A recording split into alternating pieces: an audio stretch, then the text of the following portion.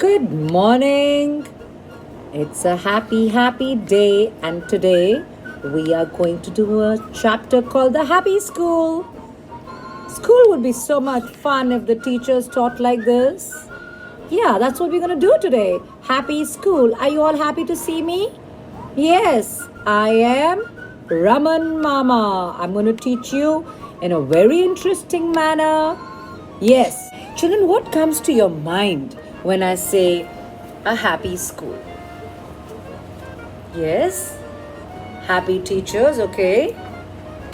No studies, all right. No book reading and no textbooks. How about doing everything in a fun, hands-on way? Like learning geography, that's about landforms and land and physical features of the earth. How about learning that by making mountains out of sand and putting water and making rivers and making the maps, drawing them all on the ground? Wouldn't that be fun? How about learning history by acting role plays, I'm the king and I'm conquered this territory and things like that? How about learning about the environment? Just taking a walk in the forest. Wouldn't that be fun? Knowing the trees' names, the insects and the animals which live there?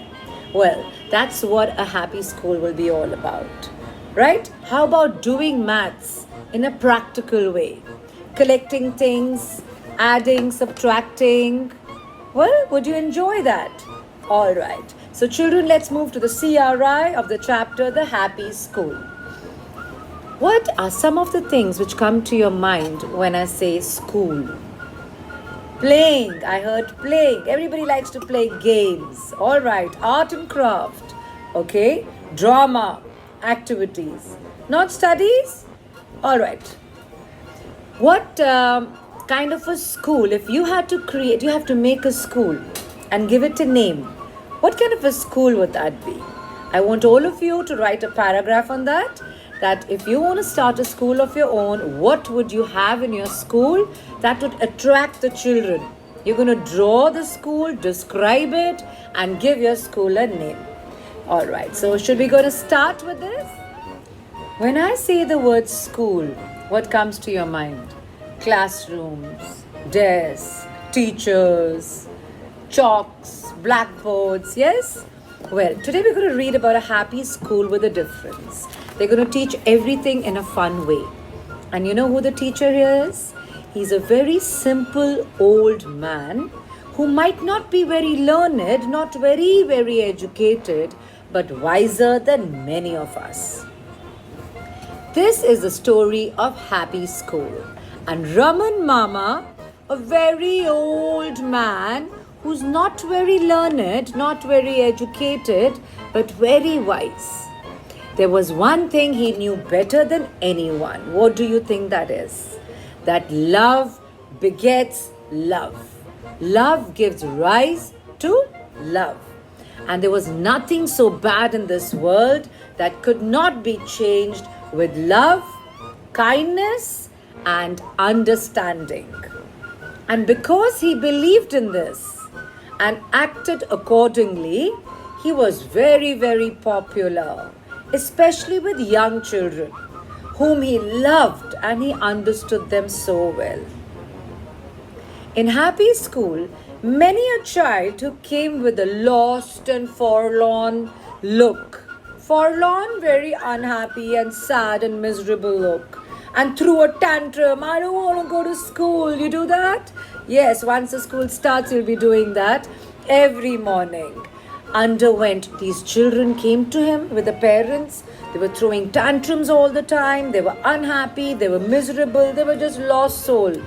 But when they came to Raman Mama, what happened? When they came to Raman Mama, they went a magical metamorphosis. What is a metamorphosis? A change from a tadpole to a frog, from a caterpillar to a butterfly. There was a drastic change in them. This is how the magic unfolded. Why do you think that happened? Because he taught in such a fun way. He taught in hands-on things, So often parents brought to him their young children saying they were naughty and they didn't listen to them, they didn't obey, and punishment did not seem to help. But what do you think happened when the old man, the Raman Mama, the teacher, took them over? There was a magical change. Yes, metamorphosis. The old man, Raman Mama, as he was fondly, with a lot of love, he was called Raman Mama, only smiled and he shook his head. He would pick up the child in his arms and tickle him under the chin till the frown turned into a smile. What's a frown? This is a frown. And a smile? Then turning to the parent, he would say, "There are no naughty children in this world, my friends, and if they appear so, it is because we have not loved or understood them enough. Send this little one to my happy school and you will see a drastic change." Spending a few hours with Raman Mama was like a magical therapy, a treatment, healing power for the parents as well as the students.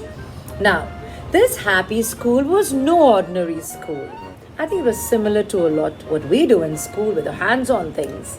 The strength of the school lay neither in a brick building nor in many high qualified teachers. It did not even have a proper building. Now, this school was under a peepal tree.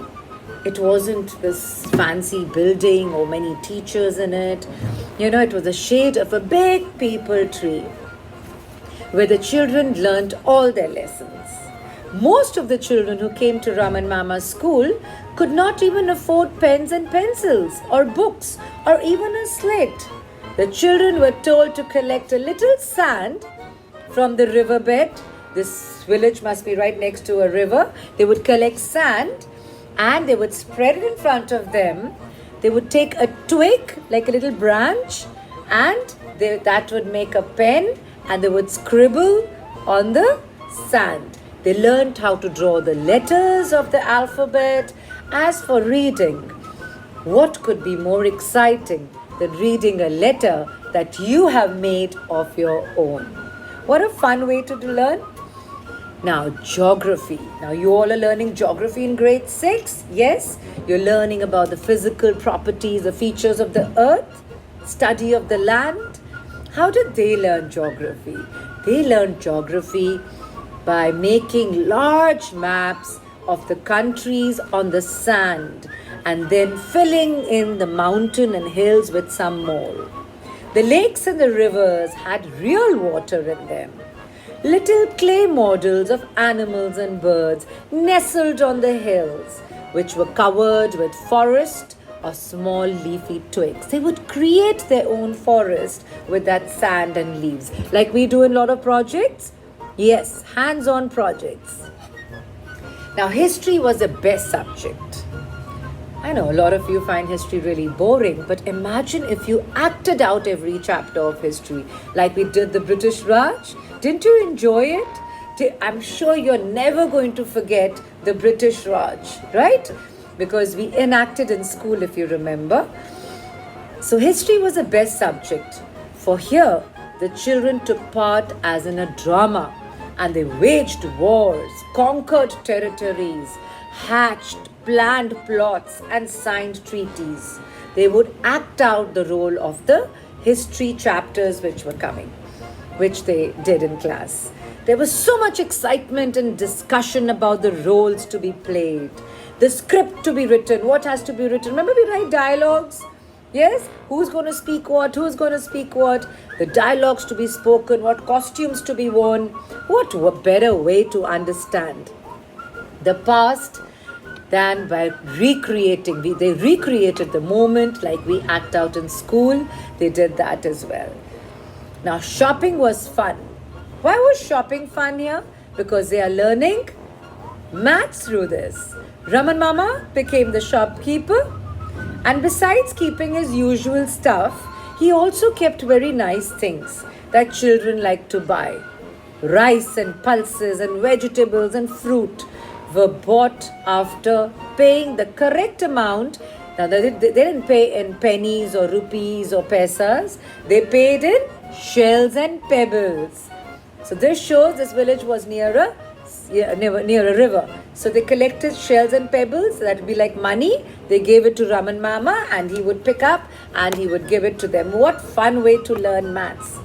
Having its own value, of course. Every shell had a value and every pebble had a value. 5 rupees, 10 rupees, 50 rupees or so on. Can you see on the picture there? So much fun.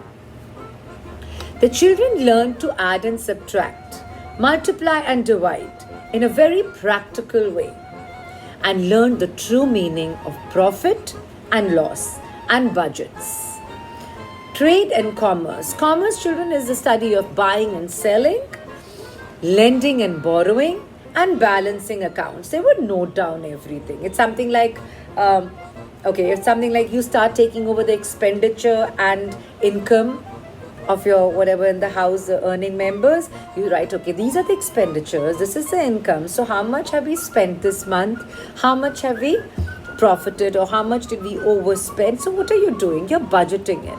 So that's a practical way of, like, you can make lists when you go to the market.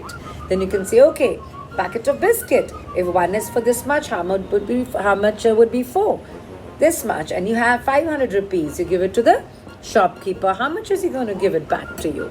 So practically they learned this. Borrowing and balancing accounts were some of the life skills that these young ones learned here. That's what we keep emphasizing in school, to do really with hands-on practicals. Now, each day of the week was divided into only 2 periods, not like in school 7 periods. All right. Sunday was a story day.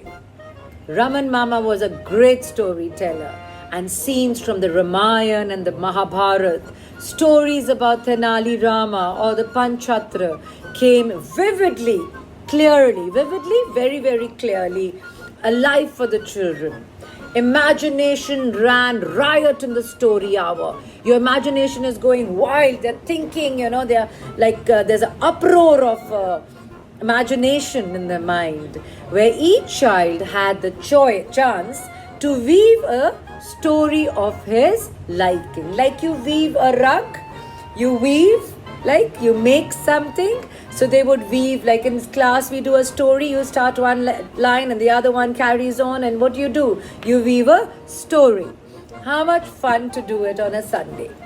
And yes, on every public holiday, like Independence Day, Gandhi Jayanti, Diwali, the old man, Raman Mama, took the children on an excursion. He took them for a trip to the neighboring forest, where the children made friends with the trees and got to know their names. They learned how some of them were medicinal, some trees had medicinal values, and how some bore fruit, they were good to eat. They learnt all about the animals and birds that lived, inhabited the forest. What a fun way of learning environmental studies. The children were so happy that they never quarreled, they never fought amongst themselves. And we always hungry not for food, to learn more. This was one school that they could not stay away from. And I hope you all think that about your school as well. Some years later, many of them went to higher schools. They went for higher studies in the neighboring cities and towns. But they always looked back with pride and gratitude, thankfulness, to the first lessons taught under the peepal tree, where they had spent some of the happiest days of their lives with Raman Mama as their teacher. Raman Mama has long departed. He doesn't live anymore. He's passed away from. But the peepal tree still stands tall and majestic, impressive, very, very beautiful, great beauty. A true reminder of Raman Mama's stature, his position. In pockets of our land, in many a school unknown, there exist many unsung heroes like Raman Mama. They're trying to say that yes, there must be a lot of schools where there are teachers like this. They are the unsung heroes who make studies so interesting for their children and so practical and so hands-on that you all are hungry to learn more.